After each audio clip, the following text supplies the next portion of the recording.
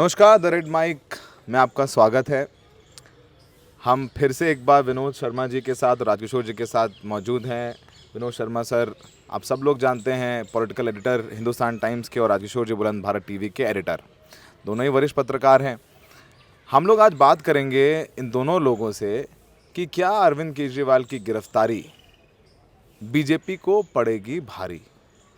जिस तरीके से विपक्ष अब एकजुट होने लगा है, रविवार को एक बहुत बड़ी रैली है जिसको लेकर के दोनों ही पार्टियां मेहनत कर रही हैं, प्रेस कॉन्फ्रेंसेस कर रही हैं, बसें लगा रही हैं, और धीरे धीरे जिस तरीके से अरविंद केजरीवाल अपना नैरेटिव जेल के अंदर से ही सेट कर रहे हैं, उसको लेकर भी लग रहा है कि पहले जो लग रहा था विपक्ष थका हारा भूला भटका सा है, उसमें थोड़ी सी जान आने लगी। सबसे पहले विनोद सर, आपका क्या कहना है कि क्या भारी पड़ जाएगी अरविंद केजरीवाल की गिरफ्तारी?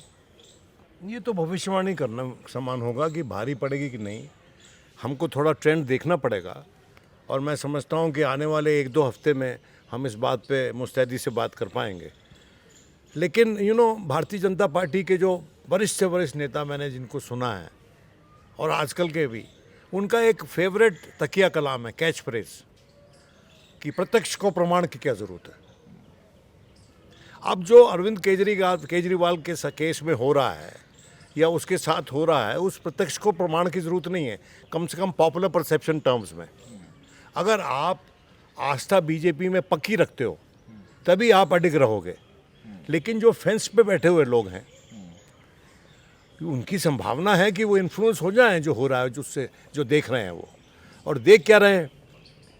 देख रहे हैं कि आज अखबार के पहले सफ़े पे छपता है कि एक आदमी जो पहले नागरिक उड्डयन मंत्री था, उसको क्लीन चिट मिल गई।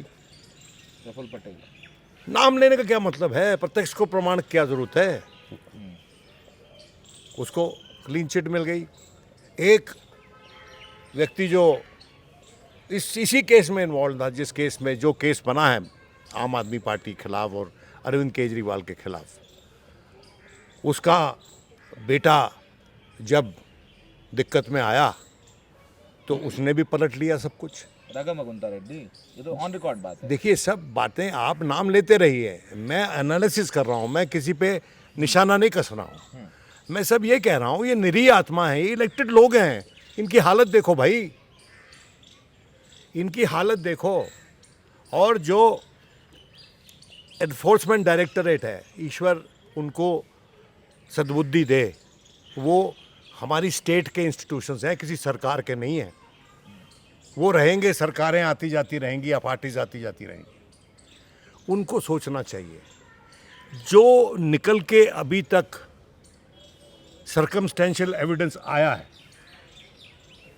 उससे साबित हो रहा है कि उनके अफसरान जो एज एन इंस्टीट्यूशन वो अबेटमेंट की उन्होंने, दे आर अबेटर्स। इसमें कोई दो राय कर सकती, इस प्रत्यक्ष को भी प्रमाण की जरूरत नहीं है। जो व्यक्ति उसने उसके केस कर दिया उसके खिलाफ फिर उसके बाद इलेक्ट्रल बॉन्ड खरीद लिए, उसने कहीं दे दिए वो इलेक्ट्रल बॉन्ड्स, और उसके बाद जब दे दिए तो उसकी बेल की अर्जी लगी और ईडी ने अपोज तक नहीं की कोर्ट में। तो देखिए, बात मैं कहना चाहता हूँ कि भारतीय जनता पार्टी एक निपुण पार्टी है। कम से कम कम्युनिकेशन में भारतीय जनता पार्टी और पार्टी से बहुत आगे है। लेकिन यहाँ मुझे पिछड़ती हुई नज़र आ रही है। ये बात अलग है कि उनकी आवाज़ें, जो दूसरा पॉइंट ऑफ व्यू है, जो पॉइंट ऑफ व्यू अभी मैं प्रदर्शित कर रहा हूँ, उसको ज़्यादा मेन स्ट्रीम मीडिया में आर्टिकुलेशन नहीं दी जाती, उसको दिखाया नहीं जाता। लेकिन क्या जनता इतनी मूर्ख है भारत की? मैं नहीं समझता हूँ। और क्या जनता इतनी एकतरफा हो जाती है? क्या उसमें सेंस ऑफ जस्टिस और फेयर प्ले बिल्कुल नहीं है? ये मान के अगर आप चल रहे हैं, अगर ये सच है कि हमारे देश की जनता मूर्ख है और उसमें सेंस ऑफ जस्टिस नहीं है और फेयर प्ले नहीं है, तो फिर आप समझिए कि अरविंद केजरीवाल की नैया डूब गई। और अगर उनमें थोड़ा भी पुट है इसका, तो फिर मैं समझता हूँ जो बन के उभरेगा नैरेटिव, वो बैलेंस्ड और मुकाबले का नैरेटिव होगा दोनों तरफ से।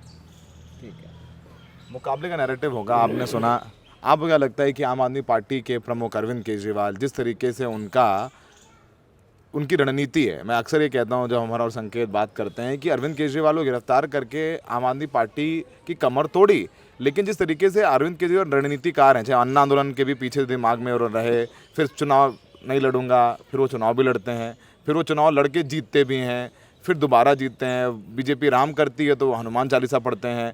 तो हमेशा वो बीजेपी की रणनीति के ऊपर नहले पे दहला देते रहते हैं। आपको लगता है कि ये अरविंद केजरीवाल की गिरफ्तारी थोड़ी भारी पड़ जाएगी? अब जब विपक्ष शुरुआत में लग रहा था कि बड़ा कमज़ोर है, कोई एक लाइन नहीं है सीधी, किस पर चलना है नहीं चलना है, नीतीश चले जाते हैं, जैन चले जाते हैं, लेकिन अरविंद केजरीवाल ने की गिरफ्तारी ने इनको थोड़ा सा एक कर दिया। आपके सवाल के दो पहलू हैं सौरभ। पहला तो जो आपने कहा कि अरविंद केजरीवाल की गिरफ्तारी क्या वाकई भारतीय जनता पार्टी पर भारी पड़ने वाली है, तो मुझे लगता है ये इस पर निर्भर करेगा, क्योंकि इसमें पूरा अरविंद केजरीवाल के पास मौका है, विपक्ष के पास मौका है कि भारतीय जनता पार्टी को घेर सके। क्योंकि जिस तरीके से अभी विनोद जी ने बताया कि तमाम जो ईडी की जांच में चेहरे थे उनको क्लीन चिट मिलती चली जा रही है, तो निश्चित तौर पर नैतिकता की दृष्टि से ये बड़ा प्रश्न खड़ा होगा। ये निश्चित तौर पर होगा कि भाई आज कांग्रेस ने भी किया कि ये वॉशिंग मशीन है, इसमें इधर से डाला गया उधर से निकल गया। आज आपने प्रेस कॉन्फ्रेंस देखी होगी, काफी दिलचस्प थी, बीजेपी वॉशिंग मशीन की बात हो रही थी, तो उस बीजेपी वॉशिंग मशीन की बहुत चर्चा हो रही थी। अब आइए इस पे कैसे अरविंद केजरीवाल और कांग्रेस, खासतौर से मैं और किसी दल की बात नहीं कर रहा हूँ, यहाँ पर सिर्फ कांग्रेस ज़्यादा महत्वपूर्ण है, क्योंकि जहाँ का ये मामला है वहाँ पर प्लेयर कांग्रेस ही है, ठीक है ना। और कांग्रेस के पास ही ऐसा सेटअप है, ऐसी लेगेसी है जो कम से कम भारतीय जनता पार्टी से दो हाथ कर सकती है। कहने को कोई कुछ भी कहे, लेकिन अरविंद केजरीवाल निश्चित तौर पर बहुत निपुण राजनीतिक के तौर पर उभर कर आए हैं, और जिस तरीके से उन्होंने इस पूरे मामले में बीजेपी को, अगर राजनीतिक पहलू की मैं बात करूं, तो निश्चित तौर पर लगातार वो टक्कर देते चले आ रहे हैं। जेल में जाने के बाद भी वो लगातार नैरेटिव में बने हुए हैं, कभी पत्नी को आगे करके, कभी कुछ भी करके वो लगातार नैरेटिव अपना वो गढ़ रहे हैं। लेकिन अब इसका दूसरा पहलू है कि ये कितना कंसिस्टेंटली, कितना लंबा खींच पाएंगे, क्योंकि मेरा अपना मानना है कि होता क्या है कि जब आप इस तरीके की जो तिकड़म होती है उसमें आपको जब लड़ना होता है तो लगातार आपको उसमें निरंतरता रखनी होती है। अब पहला प्रश्न ये है कि शराब घोटाला पहले हुआ या नहीं हुआ, नंबर एक बात, फिर इस पर आ जाइए। शराब घोटाले का प्रश्न किसने उठाया, फिर इस पर आ जाइए। कांग्रेस ने उठाया, अजय माकन ने प्रेस कॉन्फ्रेंस की थी। अब आज की तारीख में जब सवाल उठाएंगे इस गिरफ्तारी पर कांग्रेस के लोग, तो क्या वहां पर नैतिकता का पहलू नहीं आएगा? मैं अरविंद केजरीवाल और दरअसल ये जो विरोधाभास है जो आप कह रहे हैं कि विपक्ष यहाँ पर एकजुट होता दिखाई पड़ रहा है, दल मिल रहे हैं क्या, दिल मिल पा रहे हैं क्या, एक बड़ा प्रश्न ये आ जाता है। क्योंकि भारतीय जनता पार्टी के पीडीपी के साथ समझौता हुआ, लेकिन वहाँ दल मिल गए थे, लेकिन कार्यकर्ताओं के दिल नहीं मिले थे। और यहाँ पर अगर आप बात करें अरविंद केजरीवाल की, तो अरविंद केजरीवाल की पार्टी बीजेपी के विरोध में पली बढ़ी नहीं थी, बल्कि बीजेपी के कंधे पर सवार होकर उसने कांग्रेस से लड़ाई की थी। राष्ट्रीय स्वयंसेवक संघ के कार्यकर्ताओं के कंधे पर सवार होकर रामलीला मैदान में हम सब लोग अन्ना आंदोलन कवर करते थे। आप पता कर लीजिए कि वहां पर कौन खाने बांटता था, फूड्स के पैकेट कौन बांटता था। तो कांग्रेस के खिलाफ, शीला दीक्षित के खिलाफ, सोनिया गांधी के खिलाफ, रावत वाड्रा की लड़ाई थी ना, वो तो ऐसी थी बात, उसमें पत्रकार भी पार्टी बने थे। पहली बार मैंने देखा था कि पत्रकार इतना इमोटिव हो रहे थे, इतना इमोशनल हो रहे थे। ऐसा माहौल बनने लग रहा था कि जैसे कि शीला दीक्षित और सोनिया गांधी मिलके लोगों की पॉकेट से पैसा निकाल लेते हैं, ऐसा माहौल बना था। माहौल इलेक्टोरल बॉन्ड पे नहीं बन पाया, जबकि अगर देखा जाए तो ये भी कोई मामला कोई छोटा मामला ना थोड़ी था। अगर देखा जाए तो जो बातें कही जा रही, लेकिन समस्या है कि राम मनोहर लोहिया एक बड़ी अच्छी बात कहते थे, क्रांति जिनके कंधों पर आती है सबसे पहला शिकार उनको बनाती है। समस्या यहाँ पर यह है कि मकान न लेने से लेकर, गाड़ी न लेने से लेकर, ईमानदारी का जो पूरा एक शिराजा जो पूरा अरविंद केजरीवाल ने तैयार किया, तो निश्चित तौर पर जब आप दूसरों पर सवाल उठा रहे होते हैं तो आपको अपना दामन बहुत पाक साफ करना होता है। और अब आपके समर्थन में कौन लोग आ रहे हैं? वो लालू यादव, तेजस्वी यादव, जिनको आप चारा चोर कहते थे, वो रॉबर्ट वाड्रा, पुराने ट्वीट्स आ रहे हैं उनके सारे पार्टी। तो समस्या ये है ना कि वो ये ईडी सीबीआई किस लिए रखी है? मोदी जी हमको दे दीजिए। सोनिया गांधी को अंदर नहीं कर सकते, शीला दीक्षित को अंदर नहीं कर सकते। तो सवाल ये है कि ये जो बयान है ना, तो अतीत अपने आप को दोहराता है। ये भारतीय जनता पार्टी के लिए भी चीजें लागू होती है निश्चित तौर पर। ऐसा नहीं है कि ये चीजें आप सिर्फ केजरीवाल के उस पर कर देंगे। आज की तारीख में भारतीय जनता पार्टी के पास नरेंद्र मोदी जैसा नेता है, अमित शाह जैसा उनके पास रणनीतिकार है, लेकिन इनके पहले एक संगठन है राष्ट्रीय स्वयंसेवक संघ की। अब उस विचारधारा से आप सहमत हो या असहमत हो, उसके लाखों करोड़ों अनुयायी हैं जो आपके लिए सड़कों पर आने को तैयार है। लेकिन जब इस तरीके की लगातार बातें होती, अनुयायी आपके जो है पैसे से पेट नहीं बनते हैं, वो एक आंदोलन होता है, एक विचार होता है, उसके साथ लोग जुड़ते हैं।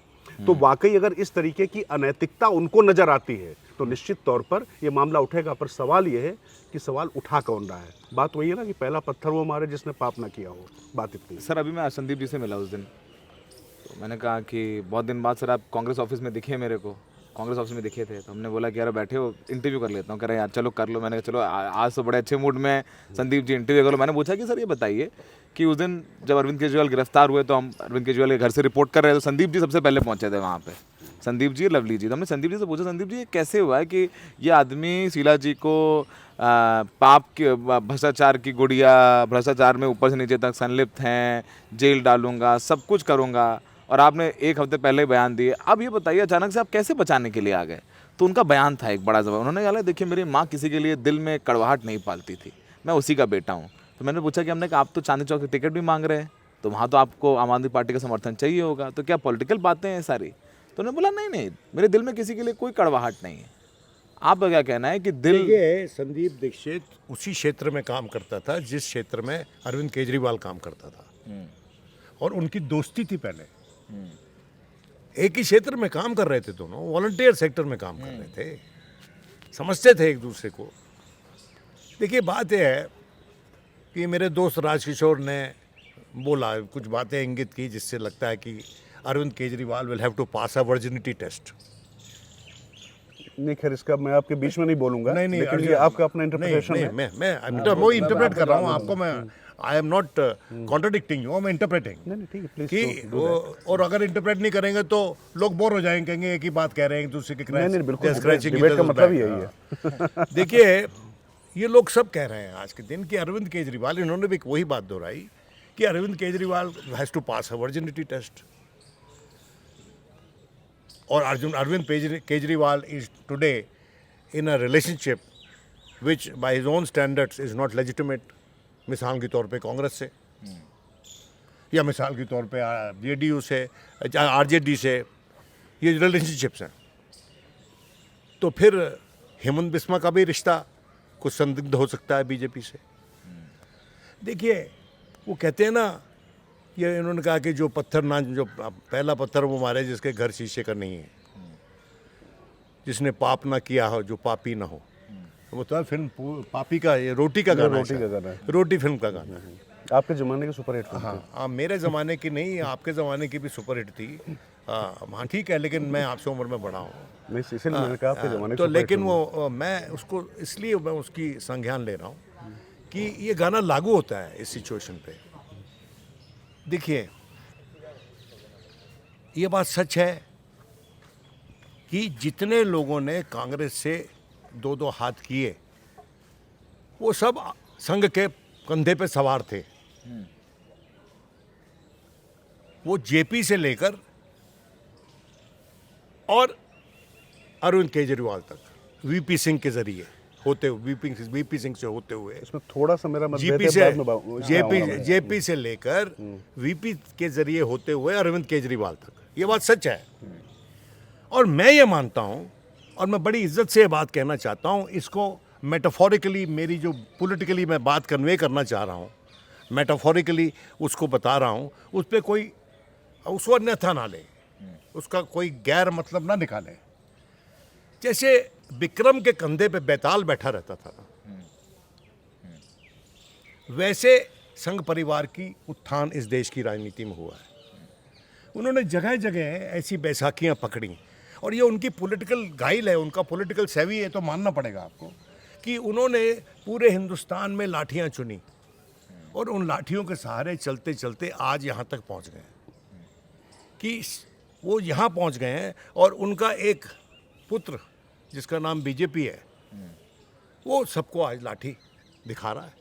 वो पुत्र दादा हो गया अब जो देखिए ऐसा है, ये बिल्कुल गलतफहमी होगी आपकी अगर आप इस निष्कर्ष पे पहुंचेंगे। तो ये आज के दिन तात्कालीन संदर्भ में सही हो सकता है, रियल टाइम एनालिसिस सही है आपका, लेकिन ये लॉन्ग टर्म एनालिसिस नहीं हो सकता, क्योंकि आखिर में जो आपका डीएनए है वो कहाँ से आ रहा है, वो डीएनए का फाउंटेन हेड कौन है, वो आरएसएस है। और जितनी भी आपने जो मुहिम चलाई हैं हिंदुस्तान में, अगर वो सक्सेसफुल हुई हैं और पूरे हिंदुस्तान में सुनी गई हैं, तो उसका श्रेय आपको नहीं, उनको जाता है, जो चुपचाप अपना काम करते हैं, बस्ते सजाते हैं और ग्राउंड पे चुपचाप काम करते हैं अपना। उस हद तक one has to admire that organisation. One disagrees with the ideology completely, लेकिन उस हद तक तो आप उनको एडमायर करेंगे, वो जो सेंस ऑफ डिसिप्लिन उनके पास है। तो आप मेरी बात सुनिए, आरएसएस के डिसिप्लिन में और बीजेपी की एरोगेंस में, इन दोनों के बीच में शादी कितने दिन चलती है मैं देखना चाहता हूँ, और अरविंद केजरीवाल और इलेक्ट्रल बॉन्ड्स के मुद्दे पे देखना चाहता हूँ। मैं आरएसएस के बहुत से वरिष्ठ नेताओं को जानता था, अब वो नहीं है। वो इतनी सात्विक ज़िंदगी गुजारते थे कि उनकी लाइफ में ऑस्टेंटेशियस मतलब जो किसी अमीरों वाली बात क्या होती थी कि दाल में एक चम्मच देसी घी डाल के खाते थे वो। खुशबू ठाकरे, सुंदर सिंह भंडारी और जगदीश माथुर जी एक ही घर में रहते थे, और मैं अक्सर जाया करता था। तीनों के पास अलग अलग कमरे थे, और तीनों कमरों में कूलर लगे हुए थे, एसी नहीं था, कॉमन किचन था, और सब तीनों वहाँ खाना खाते थे, एक टीवी था। ये वो आरएसएस थी, ये आरएसएस के वर्कर थे जिन्होंने कश्मकश करके, मेहनत करके भारतीय जनता पार्टी, पहले जनसंघ को फिर भारतीय जनता पार्टी को यहाँ तक पहुँचाया। अगर वो जिंदा होते आज के दिन, क्या उनकी आत्मा नहीं जागती? क्या आरएसएस में भोगड़ा नहीं है क्या? जगजीवन राम नहीं है आरएसएस के अंदर क्या? वो खड़े होकर बोलेंगे नहीं क्या? अगर नहीं बोल रहे तो कारण क्या है? और अगर बोलने में समय लगा रहे हैं तो कितना समय लगाएंगे? देखिए, ये जग जाहिर है जो हो रहा है, इसको रोकना ज़रूरी है। ये किसी फॉर अगेंस्ट बात नहीं है, ये भारत के भविष्य का सवाल है, और भारत की राजनीति किस तर्ज पे चलेगी ये उसका भी सवाल है, और इस पे सबको चिंता होनी चाहिए। और मैं मानता हूँ कि जो लोग आज के दिन तात्कालीन पावर में भी हैं, बीजेपी के लोग जो मंत्री परिषद है, उनको भी इस पे विचार करना चाहिए। गलतियाँ हो जाती हैं, और उनको समय पे अगर सुधार लिया जाए तो फिर वो गलती नहीं रहती। उसको दानिशमंदी कहा जाता है कि विजडम दिखाया है। ठीक है, ठीक है। आपने सुना सर की बात, सर ने बोला कि Arvind Kejriwal has to pass a virginity test. इशारा था कि हेमंत बिश्वा शर्मा कांग्रेस में थे, वो बीजेपी में है। ज्योतिरादित्य सिंधिया कांग्रेस में थे, वो बीजेपी में थे। रविंदर बिट्टू कांग्रेस में थे, वो बीजेपी में हैं। सुनील जाखड़ कांग्रेस में थे, अब वो बीजेपी में हैं। तो मतलब बीजेपी का भी तो बहुत कांग्रेसीकरण हुआ है। तो जब बीजेपी कांग्रेस के नेताओं को लेकर के मंत्री बना सकती है, तो समय आने पर अरविंद केजरीवाल अगर इन लोगों का साथ ले रहे हैं तो उसमें गलत क्या है? नहीं, देखिए, मैं दो चीज़ें, पहले तो एक चीज़ पे मैं जवाब दे दूं, पूरी जवाब क्योंकि मैं राष्ट्र के नाम संबोधन नहीं करूंगा, मैं सिर्फ जो सवाल आपने पूछा मैं उस पर बात करूंगा। तंज कसा है इन्होंने। मैं समझता हूं मेरी बात बुरी लगती है। नहीं, एक्चुअली आई एंजॉय इट। कैसी बात कर रहे हैं? आपको सुन के पढ़ के हम लोग बड़े हुए हैं, मुझे बुरा कैसे लगेगा? इतना भी बूढ़ा नहीं हुआ मैं, लेकिन फिर भी। पर यार ऐसा है कि बार बार मुझे बोलोगे ना, मेरी उम्र की तरफ इशारा करोगे, तो लोग सोचेंगे मुझे देखकर ये तो सनकी हो गया बूढ़ा, इसको क्यों सुनना है? नहीं, अगर आप बूढ़े हो सकते हैं फिर तो नरेंद्र मोदी जी भी बूढ़े हो गए, आप उनसे ज्यादा बूढ़े नहीं, मैं उनसे 3 बरस छोटा हूं, उनको मैंने बताया भी वही कह रहा हूं ना, मैं वही कह रहा हूं ना। तो इसलिए तो ये तो बात, क्योंकि जब अटल बिहारी वाजपेयी चुनाव लड़ रहे थे तो हम तो ये देखते थे। देखिए, एक बिहार में एक बड़ा अच्छा चुटकुला कहता, मैं बिहार का नहीं हूँ तो कानपुर का, लेकिन एक बड़ा अच्छा चुटकुला चलता है कि एक शादी थी, उस शादी में सवाल जवाब होता है वर वधु पक्ष की तरफ से। तो वहाँ पर एक कुछ ऐसा कहा वधु पक्ष की तरफ से कि सारे निरुत्तर हो गए। तब एक बुजुर्ग आए, और उन बुजुर्ग ने आकर कुछ ऐसा बोला कि मजमा लूट लिया। तो वो अब बुजुर्ग जो है वो युवाओं के रोल मॉडल बन गए।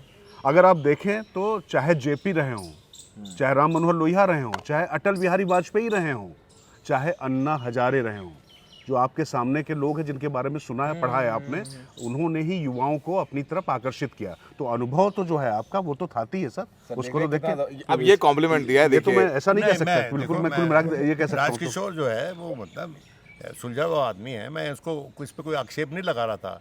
लेकिन उसके साथ साथ ये जिसकी वर्ड स्मिथ भी है अंग्रेजी हिंदी में, तो हम लोगों का काम ही है शब्दों के साथ नहीं, मैं शब्दों के साथ नीचे करना शब्दों को, लेकिन I am thankful that you are एक दूसरे की उम्र के बारे में बात करते रहिए। मैं काफी जवान, मैं तो इतना अच्छा लग रहा है सुन के। मैं तो ये सिर्फ शब्द नहीं है, मेरे भाव है। उम्र की बात नहीं है, एक पुरानी कविता है, मैं बार बार लोगों को सुनाता हूँ जो मेरी उम्र का हवाला देते हैं कि a man is not old when his teeth decay, a man is not old when his hair turn grey, a man approaches his last long sleep when his mind makes promises his body can't keep. So wish me good health, sir, and I also wish you good health. Thank you sir. मैं बिल्कुल बिल्कुल चाहूँगा कि आपके साथ इस तरीके का हमारा शास्त्रार्थ चलता रहे, संवाद चलता रहे, रेड माइक पर भी और भी जगह पर हमारे साथ भी। लेकिन जो मैं कह रहा था, जो प्रश्न आपका था, निश्चित तौर पे जो आपने कहा कि अरविंद केजरीवाल को क्या मतलब क्यों नहीं उनके साथ जा सकते, तो मैंने तो ये प्रश्न नहीं उठाया कि क्यों नहीं जा सकते हैं। आपने पूछा कि भारी पड़ेगा नहीं पड़ेगा राजनीतिक तौर पे। बात यह है कि आप उन लोगों को समझा पा रहे हैं कि नहीं, जिनके बीच में आपको जाना है, तो कैसे समझाएंगे, ये एक बड़ा प्रश्न था। क्योंकि मैं फिर कह रहा हूँ कि जैसे कई बार लेफ्ट, जब इमरजेंसी के पहले अगर उसकी बात आप करेंगे, तो लेफ्ट और आरएसएस भी एक समय में एक साथ आ गए थे कांग्रेस को हराने के लिए। तो ऐसा कुछ बेमेल गठबंधन जैसा कुछ नहीं होता राजनीति में, मैं इसकी बात नहीं कर रहा हूँ। लेकिन मैं कह रहा हूँ कि अकेली पार्टी, अलहदा पार्टी है जो भ्रष्टाचार के खिलाफ आंदोलन से निकली थी। आप इस चीज़ को समझिए। उसने ये कहा कि आम आदमी को ताकत दिया जाएगा। जो बात मैं कह रहा था ना कि पत्रकार भी कितना इमोटिव हो रहे थे और जनता किस तरीके से उनके साथ में जुड़ रही थी। अरे अब मतलब आप ये बताइए कि कौन सा शहर नहीं था जहाँ कैंडल जुलूस नहीं निकलता था अन्ना आंदोलन में। तो वही मैं कह रहा हूँ। तो ऐसी स्थिति में अन्ना हजारे भी आज की तारीख में अपने शिष्य के खिलाफ खड़े हुए हैं। जब इस पर बात होती तो वो भी इनके साथ खड़े हुए। तो जब नैतिकता की बात आएगी, मैं इसलिए कह रहा हूँ कि इन मानदंडों पर जब बात आएगी तो किसको समझाते हैं। अच्छा, फिर एक बात और आती है, आप सवाल किस पर उठा रहे हैं। आपकी पार्टी में तमाम भ्रष्ट लोग हो सकते हैं। दिल्ली में समस्या ये हुई कि उन्होंने सीधे सीधे शीला दीक्षित जो मुख्यमंत्री थी उन पर भ्रष्टाचार का आरोप लगाया। वो सीधे सीधे भ्रष्टाचार के उस पर आ रही थी। यहाँ पर सीधे सीधे अरविंद केजरीवाल की तरफ चीज़ें जा रही, जो भ्रष्टाचार का आरोप लगाकर यहाँ तक पहुँचे। आप कह सकते हैं कि ईडी उनको फ्रेम कर रही है, सब कर रही है, मैं मान भी सकता हूँ। उसमें 11वीं 12वीं गिरफ्तारी जब होती है तो उसके बाद उन तक पहुँचते हैं, तो अलग बात है। लेकिन ये तो आप बताइए ना कि ये शराब घोटाला हुआ या नहीं हुआ, उसको घोटाला माना जाए या ना माना जाए, आपने लिकर पॉलिसी वापस ली या नहीं ली, ये ऐसे कुछ प्रश्न हैं कि जब भी ये बात उठेगी तो उठेगी। और सबसे बड़ी बात जो आप कह रहे हैं भारी पड़ने की बात, मुझे इसलिए नहीं लगता है भारी पड़ेगी सौरभ, इसलिए नहीं लगता है क्योंकि खेल कम्युनिकेशन का है।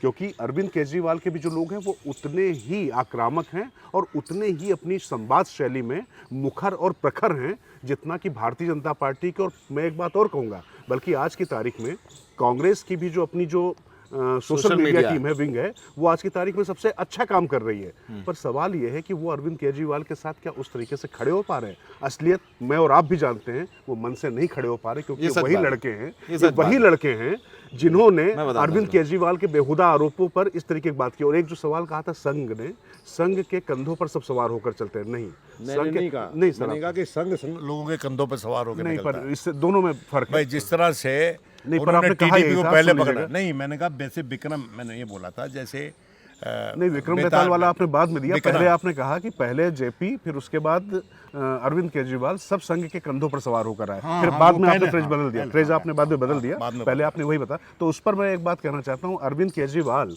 और जेपी में फर्क ये है कि उस समय तक संघ उतनी बड़ी ताकत नहीं थी। संघ अस्पृश्यता का जो एक भाव होता था राजनीति में, वो होता था अनटचेबल होता था। तो उस समय जेपी की जरूरत थी उनको। लेकिन अरविंद केजरीवाल ने जो पूरा कुछ किया, आप जरा उस समय भारतीय जनता पार्टी और आरएसएस के नेताओं के बयान सुनिए। जब यूपीए की सेकेंड गवर्नमेंट आई थी तो जानते क्या होते थे, अब जो आंदोलन देश में होगा वो कोई राजनीतिक दल नहीं लाएगा, वो संत महात्मा सामाजिक संगठन लाएंगे।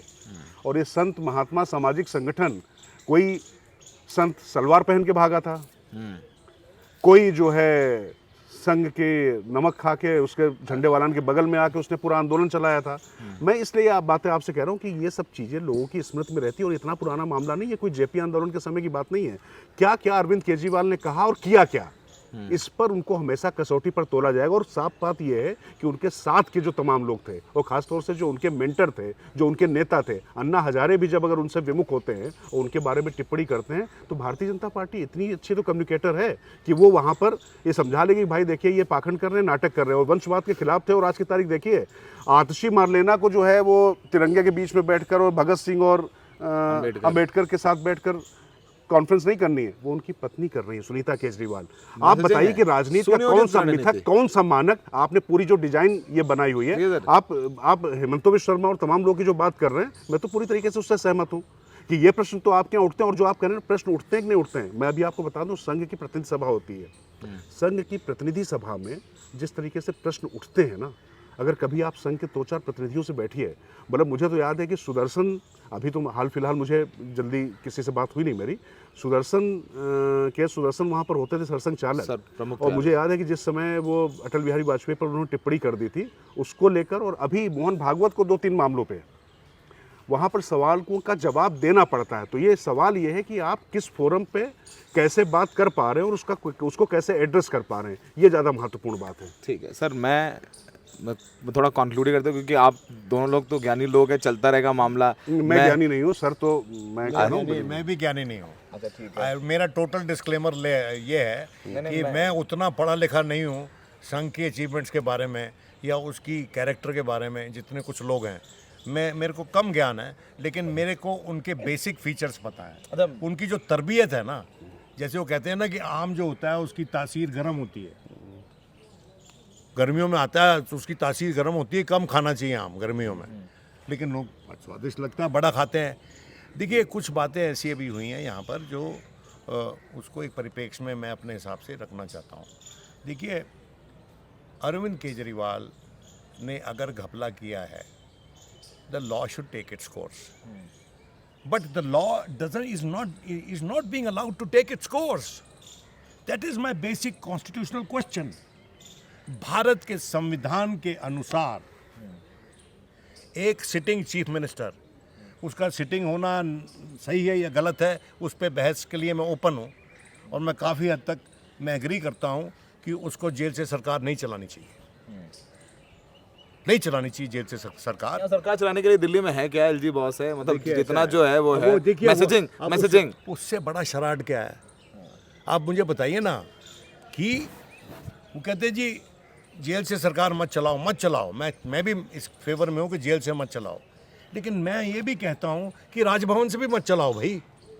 हमने आपको इलेक्ट नहीं किया है, आप ऐसे बन के घूमते हो जैसे कि आप इलेक्टेड लीडर हो, आपका जन्म सिद्ध अधिकार है दिल्ली के नेताओं पे राज करना। देखिए मैं सिंपल सी बात चाहता हूँ कि भारत के जो कानून के अनुसार उसका ट्रायल हो, उसको हर वो मौका मिले जो किसी भी आरोपी को मिलता है अपनी डिफेंस में, और उनके साथ वो ना किया जाए जो और पॉलिटिकल पार्टी के साथ आजकल शरेआम हो रहा है। क्यों है कांग्रेस उनके साथ? कारण क्या है?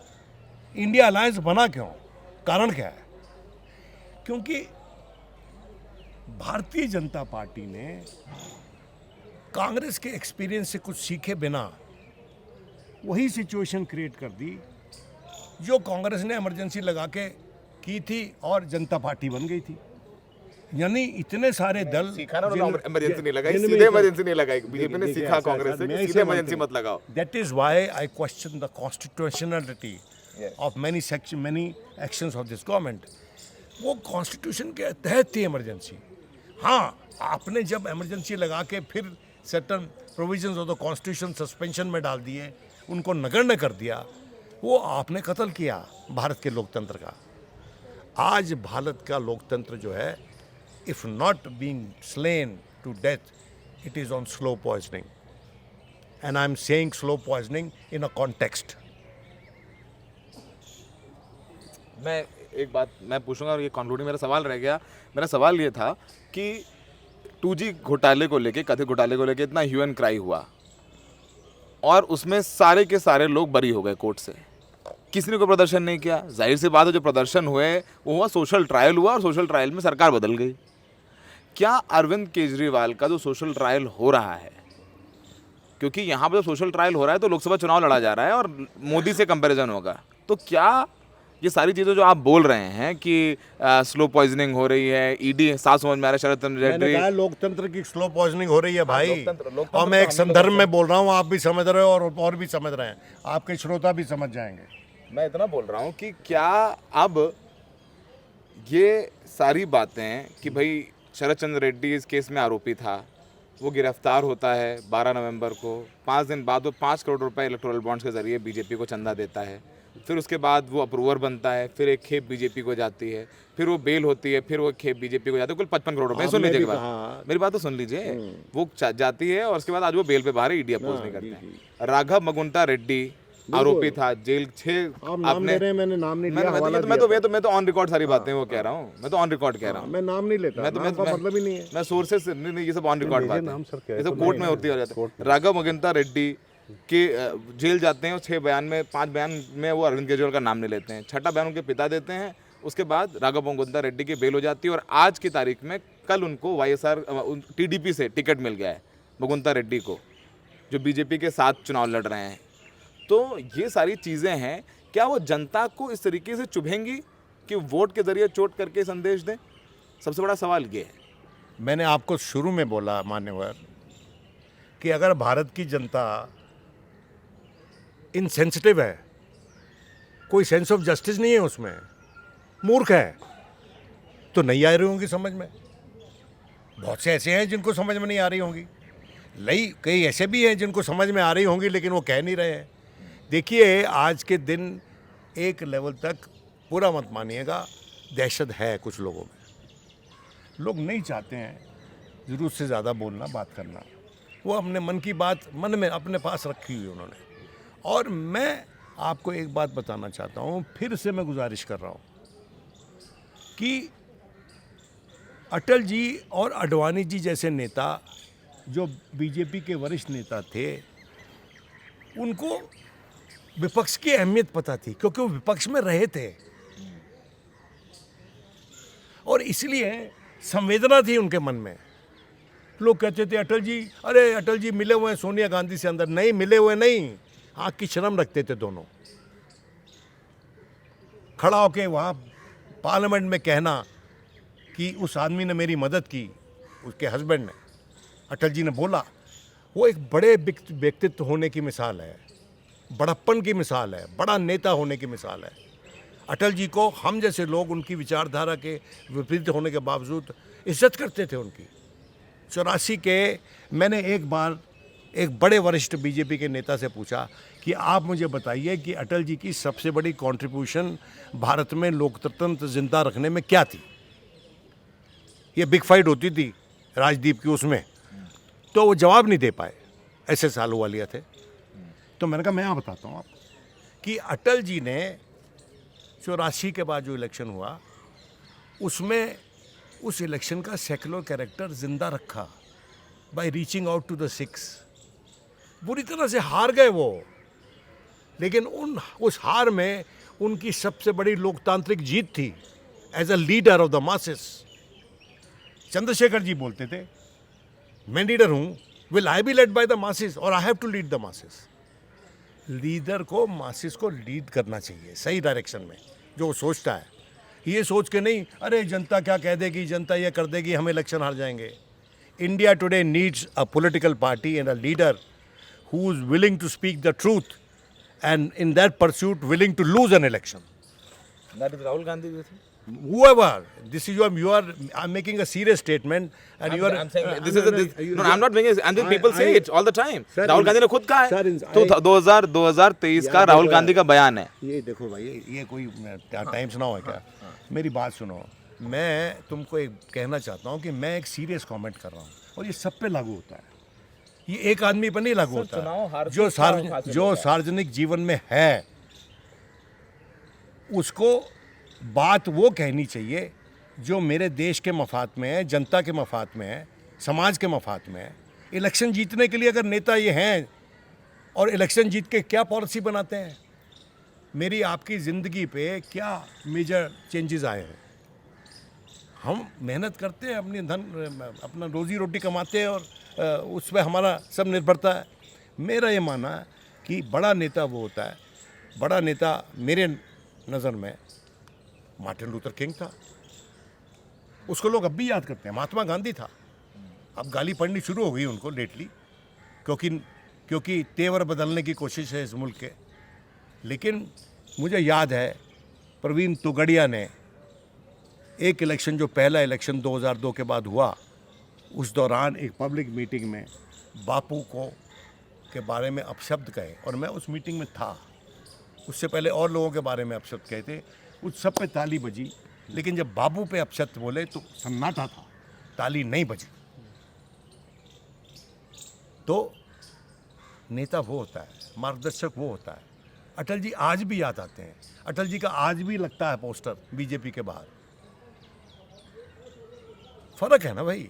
तो इसलिए मैं हाथ जोड़ के निवेदन करता हूँ जितने भी राजनेता हैं जहाँ भी हैं, भाई देश को ठीक करो, और बाकी तुम्हारी राजनीति तो चलती रहेगी, और जनता को इतना भी मूर्ख मत बनाओ कि उसका सेल्फ कॉन्फिडेंस ख़त्म हो जाए और दुनिया में मजाक बन जाए हम।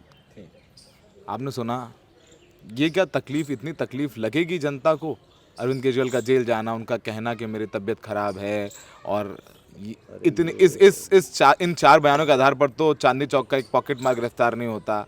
ये तमाम चीज़ों को लेकर क्या जनता को इतनी वो तकलीफ होगी कि वो जो 7 की 7 सीटें दिल्ली में जिता देती है बीजेपी को, अगर दिल्ली के परिप्रेक्ष्य में बात करें, एक छोटा सा माइक्रो एग्जाम्पल ले लें, क्या वो इतनी तकलीफ होगी? नहीं है, मैंने बड़ा पिक्चर खींची थी, बिग पिक्चर खींची थी, तुमने उसको मग शॉट बना दिया केजरीवाल का। ये सवाल मैं समझता हूँ उसको थोड़ा सा अमेंड करने की जरूरत है। मैं क्या ही बोलूँ आपके सामने। अब आप जवाब नहीं, दीजिए। चलिए ठीक है, मैं आपके सवाल पे आऊँगा, लेकिन जो सर ने बोला, हाँ बड़ी पिक्चर, बिग पिक्चर दे दी। उसमें वो 2-3 चीज़ें। पहली बात तो मुझे लगता है कि जनता के विजडम पर, मतलब सवाल जनता खड़े करती है, जनता के विजडम पर, जो लोकतंत्र में जो आपके पास आ रहा है, जो भी मैंडेट आ रहा है, उसको मुझे लगता है सारे पॉलिटिकल जो पार्टीज़ हैं, वो सारी पॉलिटिकल पार्टीज़ उसको एक्सेप्ट करती हैं, और उसके हिसाब से वो चीज़ों को अपना मोबिलाइज करना शुरू करती है, बात करना शुरू करती है। अच्छे उदाहरण दिए विनोद जी ने कि किस तरीके से जो है सिख कम्युनिटी के बीच में जाकर उन्होंने लोकतंत्र को जीवित रखा। ठीक है, अपनी अपनी इंटरप्रिटेशन हो सकते हैं।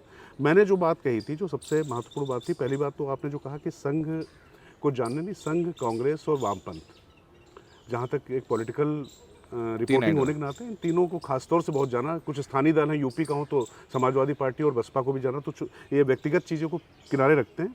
महत्वपूर्ण जो आपने सवाल पूछा, दरअसल इसको मैं सिर्फ अरविंद केजरीवाल के से नहीं जोड़ के देख रहा हूँ, ओवरऑल जोड़ के देख रहा हूँ, पूरी बात कर रहा हूँ। प्रश्न ये है कि जब जेपी के सिर पर लाठी पड़ी थी तो नानाजी देशमुख ने अपना हाथ आगे कर दिया था। सर से बेटर कोई नहीं जानता, आपके सामने देखा होगा। तो इस तरीके के लोग होते थे, मतलब इस तरीके के लोग जुड़े हुए होते थे आपस में। अभी क्या अरविंद केजरीवाल के साथ, अरविंद केजरीवाल ने जो पूरी अपनी बयानबाजी की है, वो अपने क्लाइंटल को, या मैं कहूँ कि जो उनके जो समर्थक हैं वर्ग, उनमें निश्चित तौर पे थोड़ी ऊर्जा भरी। उनको कुछ उन्होंने जुमले दे दिए, जैसे भारतीय जनता पार्टी कुछ जुमले दे देती है अपने लोगों को कि आप जाइए, जो बात करें, जैसे अभी कह रहे थे ना विनोद जी कि प्रत्यक्षम किम प्रमाणम, प्रत्यक्ष को क्या ज़रूरत है। इस तरीके से अरविंद केजरीवाल ने भी वो काम कर दिया। लेकिन मुझे लगता है कि निश्चित तौर पे खांचों में इतना बटा हुआ है इस समय दिल्ली का वोटर भी। अगर सिर्फ दिल्ली की आप बात करेंगे, आपने मागुंठा रेड्डी की बात भी की, वहाँ पर बहुत सारी चीज़ें की, वहाँ पर टीडीपी, वाईएसआर, अब इनके बीच में समस्या जनता के सामने तो है ना कि चुने किसको। जो ईमानदार राजनीति का परचम लेकर तमाम दल आते रहे। भारतीय जनता पार्टी अपने आप को कहती थी पार्टी विद द डिफरेंस। तो अब क्या डिफरेंस है मुझे तो नहीं समझ में आता है। जब कांग्रेस मुक्त से जब कांग्रेस युक्त वो खुद हो रही है, तो उसके बाद वो डिफरेंस तो यहाँ दिखाई नहीं पड़ता है। हाँ, लीडरशिप का डिफरेंस अभी उसके पास है, जब तक वो रहेगा तब तक हो सकता है कि वो एक अपनी लाइन आगे बढ़ी बनाती रहे। लेकिन जो सिर्फ ईमानदारी की बात करके आए हुए थे, उसका सारा कैबिनेट धीरे धीरे, वो भी शराब घोटाले में, वो अंदर जाता दिखाई पड़ रहा है। ये मैं उसकी बात कर रहा हूँ कि किस तरीके का परसेप्शन है। आप कह सकते हैं कि फ्रेम किया गया, ये किया गया, वो किया गया, लेकिन पॉलिसी गलत बनी थी। जो मूल प्रश्न है तभी आपने उसको वापस लिया था, इससे तो कोई इनकार नहीं कर सकता। मैं इधर उधर बहुत ज़्यादा नहीं जा रहा हूँ, क्योंकि फिर बात आएगी कि मतलब क्योंकि मैंने जो कहा था कि संघ में सवाल उठता है कि नहीं उठता है, मैं प्रश्न ये उठता है क्या इस तरीके की अन्य राजनीतिक दलों में, भारतीय जनता पार्टी की भी बात मैं कर रहा हूँ, भारतीय जनता पार्टी या कांग्रेस में इस तरीके से लोग क्या पूरे सवाल खड़े कर पाते हैं? उस तरीके की डिबेट होती है? अब तो संसद में हम बहस नहीं होते देख पा रहे हैं। पॉलिटिकल पार्टी या पॉलिटिकल फोरम की तो आप बात जाने दीजिए, यहाँ तक कि प्रत्याशियों को पता नहीं होता है। भारतीय जनता पार्टी के अगर प्रत्याशियों की बात करें तो पता ही नहीं होता है कि वहाँ पर उसके उत्तर प्रदेश के प्रदेश अध्यक्ष को नहीं पता होगा कि लखनऊ में किसको टिकट दिया जा रहा है। तो ये तो देखिए पूरी तरीके से केंद्रीकरण हो गया, और केंद्रीकरण अभी नहीं हुआ, पहले भी होता रहा है। लेकिन ये जो मुझे लगता है कि ये जो होता है कि लोकतंत्र मर रहा है, स्लो पॉइजन दिया जा रहा है, मुझे लगता है कि मैं इससे बिल्कुल सहमत नहीं हूँ। जनता निश्चित तौर पर अपना रास्ता निकालना जानती है, और देखिए हर समय का अपना एक नेता होता है, इससे आप इनकार नहीं कर सकते हैं। और हर समय का अपना नेता होता है, उस नेता के पक्ष में और विपक्ष में। क्योंकि अटल बिहारी वाजपेयी बहुत अच्छे नेता थे, लेकिन इसी कांग्रेस ने उस अच्छे नेता के साथ क्या किया संसद के भीतर प्रधानमंत्री बनने के बाद भी, और तमाम चीज़ों में, ऐसे बहुत से प्रश्न खड़े हो सकते हैं। तो अब चूंकि टकराव बराबर का है, और जब टकराव होता है तो निश्चित तौर पर जब खड़क टकराती है तो चिंगारियां निकलेंगी, उन चिंगारियों के लिए तैयार रहना पड़ेगा। और इसमें जनता का कुछ नहीं है, ये नेताओं के बीच ही बात हो रही है। जनता को तो जो मिलना चाहिए वो भी देते थे, ये भी देते थे। मान लो आप मनरेगा को इतना कुछ कहा गया, बंद तो नहीं कर पाए ना प्रधानमंत्री नरेंद्र मोदी। उसी तरीके से जिस तरीके से लोगों को आवास मिल रहे हैं, लोगों को सब्सिडी मिल रही है, वो आपको जनता को देना पड़ेगा। जनता के लिए आप चुनकर आए। तो ये लोकतंत्र जैसी जो बातें हैं मुझे बड़ी मतलब बेफिजूल लगती हैं। मतलब इट्स माई वे और हाईवे वाला जो ये अप्रोच too much है। democracy. We have been told by a very learned civil servant who is a favorite of this regime, too much democracy. मैं एक बात कहना चाहता हूँ कि मेरे दोस्त ने बार बार दोहराया कि एक्साइज पॉलिसी वापस ली गई। सही बात है, फैक्चुअली बिल्कुल करेक्ट है, लेकिन कोर्ट ने इलेक्टोरल बॉन्ड्स के बारे में क्या कहा? अनकॉन्स्टिट्यूशनल। उसका तो मैंने शुरू में नहीं, अनकॉन्स्टिट्यूशनल। मैंने शुरू में कहा उसको। अनकॉन्स्टिट्यूशनल। मैं ये कह रहा हूँ कि what applies to one applies as much to the other. तो अगर हमने कटघरे में खड़ा करना है तो दोनों पक्षों को करो कटघरे में खड़ा। और वो कैसे होगा खड़ा? कि जब दोनों की बात बराबर जनता तक पहुंचाई जाएगी। Information is power and informed public opinion empowers democracy. क्या वो होने दे रही है सरकार? क्या वो होने दे रही है? दरअसल आप इतना अगर यहाँ मतलब दरअसल इमरजेंसी में जिस समय संपादकीय पृष्ठ खाली खाली रख दिए जाते थे, इस समय आप बोल पा रहे हैं, लिख भी पा रहे हैं, तो मुझे नहीं लगता कि ये पूरी तरीके से सही है। देखिए, बात यह है कि बड़ी धन्यवाद है कि हम बोल पा रहे हैं और लिख पा रहे हैं। और डेमोक्रेसी को धन्यवाद मैं दीजिए, आपको बहुत लोग नहीं भी लिख पढ़ इंडिविजुअल पा रहे हैं। केसेस बताऊंगा। इस देश में कुछ इदारे बंद किए गए हैं और कुछ इदारे प्रमोट किए गए हैं। रोज हो रहा है ये। मैं इसके तफसील में नहीं जाना चाहता। और ये बात जो ये मीडिया प्लेटफॉर्म्स पे लागू हो रहा है और ये एनजीओस पे लागू हो रहा है। आज के दिन जो एनजीओस चलने दिए जा रहे हैं उनका स्वरूप देखिए आप, एक जैसे हैं सब, एक जैसे हैं। तो इसको छोड़ दें, ये हमारा जाति झगड़ा थोड़ी है। लेकिन हम चाहते हैं कि जो हमारे सोसाइटी में, देश में जो दिक्कतें हैं, जो एबरेशंस है, उसको ठीक किया जाए। मैं इतना मेरी इतनी एक तकलीफ छोटी सी है, मैं बोल देता हूँ, क्योंकि मैं रोज़ पब्लिक ओपिनियन करने जाते हैं और मैं आई एम वेरी फॉर्चुनेट कि आज मैं करियर की शुरुआत में बहुत छोटा हूँ, लेकिन 12-15 साल पहले जो कर रहा था वो आज भी करता हूँ। जाके लोगों से बात करता हूँ। मैं लोगों से पूछा कि आप इलेक्टोरल बॉन्ड के बारे में जानते हैं? युवाओं के पास जा करके 25 बिलो 18-25 90% को नहीं पता इलेक्टोरल बॉन्ड्स क्या हैं। आप अपने आप सुने रिलेट करें। सुनिए मैंने पूछा एलविश यादव को जानते हैं? नहीं, नहीं, मैंने पूछा कि आप एलविश यादव को जानते हैं? जी, एलविश यादव को जानते हैं। तो मुझे लगा कि जो नया भारत बन रहा है, उस नए भारत में शायद जो आपने बोला लिख पढ़ बोल पा रहे हैं, जिनकी वो जिम्मेदारी है, वो शायद, और जिनके पास वो बड़ा प्लेटफॉर्म है, उनकी जिम्मेदारी भी बड़ी है। वो उस जिम्मेदारी से इतने विमुख हुए हैं कि अन्ना आंदोलन में कांग्रेस चोरी कर रही है, भ्रष्टाचार है, हर आदमी बच्चा, हम 21-22 साल के रहे होंगे, 20-21 साल के, नया NDTV में रिक्रूटमेंट हुआ था हमारे दिल में पता था कि भाई ये तो बहुत गलत हो रहा है, हम भी प्रभावित थे। लेकिन आज वो दिखता नहीं। मेरा सवाल वही है, मेरी कमेंट कि जब जनता वोट डालने जाएगी, खासकर युवा डालने जाएंगे, तो क्या इस बात को सोच करके जाएंगे कि वैकेंसी निकली उत्तर प्रदेश में यूपी पुलिस की और बोला गया कि इतना बढ़िया फुल प्रूफ प्लान बनाया और वो लीक हो गया और भर्ती कैंसिल करनी पड़ी? क्या वो ये सोच करके जाएंगे कि जिसने हाथरस पीड़िता के लिए लाठी खाई जयंत चौधरी ने, जिसके पिताजी का घर ले लिया गया, जो बोल रहा था कि मैं चवन्नी नहीं पलट जाऊंगा, बीजेपी चला गया, क्या वो सोच करके जाएंगे? क्या ये वो सोच करके जाएंगे कि मैं ज़्यादा तो नहीं बोलना चाहता, बस अंत में इतना ही बोलना चाहूँगा कि भाई जिसको भी वोट करना चाहें, आप वेल इन्फॉर्म्ड होने चाहिए, कि आपको पता होना चाहिए कि इलेक्टोरल बॉन्ड क्या है, और फिर आप अपनी सोच बना लें। तो शायद लग रहा है कि आज जो एज अ मीडिया वाले हम लोग इतने विफल हो गए हैं कि अगर हम युवा को ये समझा नहीं पा रहे हैं कि इलेक्टोरल बॉन्ड क्या है, जिसको गैर संवैधानिक करार दिया है, तो ये हमारी फेल्यूर है। आपका आखिरी कमेंट फिर ख़त्म करते हैं। मेरा हो गया। नहीं, मेरा कमेंट नहीं, बस मुझे तो ये कहना चाहिए कि मुझे लगता है कि उपसंहार आप ही को करना चाहिए था। लेकिन इलेक्टोरल बॉन्ड अगर लोगों तक नहीं पहुंचा पा रहे हैं, तो वो मुद्दा सिर्फ मीडिया के ऊपर डाल देना कि मीडिया नहीं पहुंचा पा रहा है, मुझे लगता है ठीक नहीं है। ये राजनीतिक दलों की भी जिम्मेदारी थी ना। समस्या यह है कि इलेक्टोरल बॉन्ड की जब बात आती है तो यहाँ दिक्कतें आ जाती है कि कुछ इधर भी आया है, कुछ एक राज्य की सरकारों के पास भी इतना ज़्यादा चला गया है। तो दिक्कत वही जो मैंने शुरुआत में कहा था ना, पत्थर फेंकने से पहले ये देखना पड़ता। बात यहाँ पर इतनी आ रही, पहुँचा इसलिए नहीं पा रहे क्योंकि कोई भी आंदोलन तब चला था क्योंकि अरविंद केजरीवाल और अन्ना हजारे इसलिए चले थे कि उनका कोई पीछे बैकग्राउंड नहीं था। संघ समर्थित आंदोलन जो जेपी का भी था वो भी इसलिए चला था क्योंकि उनका पीछे का इस तरीके का कोई बैकलॉग नहीं था। यहाँ पर सबके अपने इतने बैकलॉग है बॉस कि बात इतनी करोगे कि मतलब ये नहीं था कि शीशा पत्थर फेंको कि शीशा टूटे, ये सब डायलॉग आवाज़ी आप करते रहो, अलग बात है। लेकिन ईमानदारी की बात ये है कि यहाँ पर समस्या ये है कि हर आदमी उसी तिकड़म में फंसा हुआ है और कुल मिला के उससे निकल कर बचना चाहता है, भागना चाहता है। तो बात तो जब ईमानदारी के संवाहकों की कर रहे हो तो सबसे बड़ा सवाल तो उनके ऊपर उठता है क्योंकि सबसे सफ़ेद चादर तो लेके वही आए हुए थे ना। देखो अभी वो पीछे एक फिल्म आई थी, कर देता है। जब रोमन एम्पायर डेकेडेंट हो गया था ना, तो उस वक्त बुल फाइट्स वगैरह शुरू कर दी थी उन्होंने कॉलेजियम्स में, और वहाँ डबल रोटी भी मिलती थी। और उनका मुख्य कारण एक ये था कि जनता को बिजी कर दो, मुद्दों पे बहस करने का टाइम ही ना हो उसके पास। आज के दिन आपके आसपास इतना कुछ है, सब कुछ आता है, और एक इतना बड़ा यंत्र आपके पास है, सुबह चलता है, वो आपको डी इंटेलेक्चुअलाइज करता है, आपका ध्यान कहीं और बांट देता है। ये इसमें देखिए, अभी हाल ही में एक सर्वे आया जिसमें ये कहा गया कि लिटरेसी लेवल्स बहुत लो है मैथमेटिक्स में, इंग्लिश में और चीज़ों में, लेकिन स्मार्टफोन सब चला लेते हैं। तो पढ़ नहीं, फॉर्मल एजुकेशन जो है उसमें बहुत गैप्स हैं, लेकिन ये जो एजुकेशन हो रही है इनफॉर्मल एजुकेशन, जिसको मैं रोलिंग बैक द इंटेलेक्ट बोलता हूँ, वो चल रहा है। तो आपके देश में यही होगा।